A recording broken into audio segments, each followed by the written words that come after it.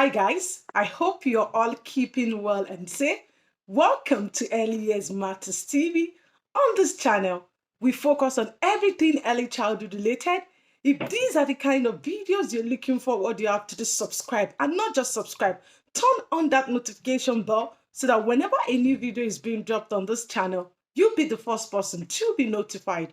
Today, I'm going to be talking about emotional development in early childhood. Yes, today's discussion is going to be all about emotional development in early childhood. For the past few weeks, I've been looking at holistic development. I went further to look at the physical, intellectual, language development in early childhood. Today's discussion is going to be all about emotional development in early childhood. So let me start by looking at what is emotional development in early childhood. Emotional development in early childhood is all about the young child's ability to be able to express their emotions. Yes, in relation to emotional development in early childhood, it's all about the young child's ability to express their emotions. So you need to understand that young children can express their emotions through words or through their facial expressions. So it's important for you as the educator, parent, to pay closer attention to this when you're dealing with this group of children. In relation to the young child expressing their emotions, they could do this through words, which I spoke about in my last video, language development. It's all about the young child being able to express themselves using words and in terms of their nonverbal communication.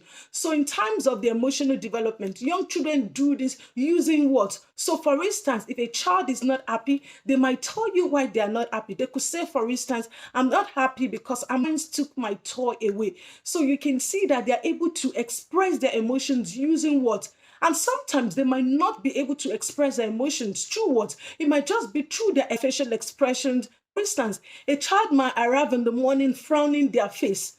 So your role as an early childhood educator is to go over to the child and ask the child a question such as, Florence, I hope you're feeling well today. Hope all is well. So Florence might be able to express herself saying, I don't want to come into preschool today. I want to stay at home. So they're expressing their emotions, telling you why they're frowning their face. So that's why it's important as educators, you need to pay closer attention to the children's facial expression.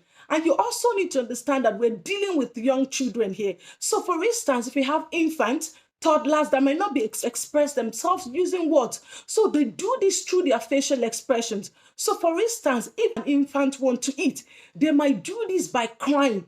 So when the infant cries, they are sending you a message. They are telling you something. It's signaling something that they are hungry. They want your attention.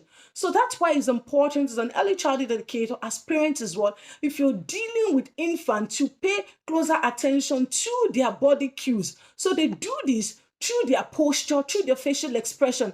A child might be sleeping and then the child might be moving around, they are telling you a signal that maybe it's time for them to wake up or they want your attention. For instance, if you're moving towards a child and they're signaling by moving their hands forward, it seems that they want you to carry them. So you can see that it's really important that you pay closer attention to their facial cues. So in terms of the children's emotional development, they do this through their words. So they express through their words if they're not happy. For instance, if they want to eat, they can tell you, oh, Florence, I want my snack. So, they're expressing this through words.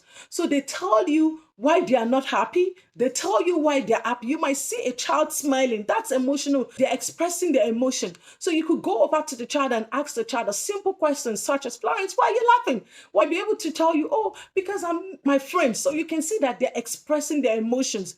They can do this, for instance, if you're singing a song like nursery rhymes, if they're enjoying the songs, they express their emotions through this by maybe when they are laughing, they are smiling. So it's all part of emotional development in early childhood. So as a parent and as an early childhood educator, it's important that you pay closer attention to the children's facial expressions and also their words, because it's through this they can be able to express their emotions. You can also encourage the children to express their emotions by reading stories about emotions. Yes, you need to understand that we're talking about young children, and it's important that you encourage them to express their emotions in a positive way. So I cite an instance. For instance, if they are sad, encourage them to use their words. Why are you sad? I'm sad because Florence took my toy away.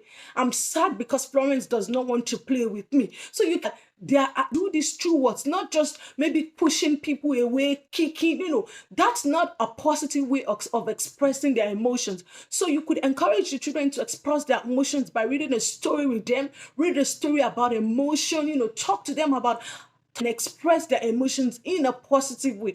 And it's important that when the children are expressing their emotions, you need to acknowledge this. Yes, this is important, because sometimes as an educator, as a parent, a child might be telling you why they are not happy, and you're like, well, it's one of those things. If your friend don't want to play with you, you can play on your own. No, you need to acknowledge their feelings. It's their feelings. So you need to acknowledge, okay, I know Florence don't want to play with you. Don't worry. Let's go over to Florence and talk to Florence. And you go with the child and say, Florence, why don't you want to play with Connor? Connor is your friend. We play with our friends. Friends are like our family as well. So you're ending them the reason why they have to play together. So you're validating the child's emotion, which is normal. Yes, a child is not happy because their friend does not want to play with them. But your role is now to step in as an early childhood educator and as a parent to encourage the other child to play with their friends. I hope you've taken note of the points that I've listed in relation to emotional development in early childhood. And if you want more of this video on this channel, what do you have to do? Subscribe, and not just subscribe. Turn on that notification bell so that whenever a new video is being dropped on this channel, you'll be the first person to be notified. And until I come your way next time, stay safe and mind yourselves for now. Bye.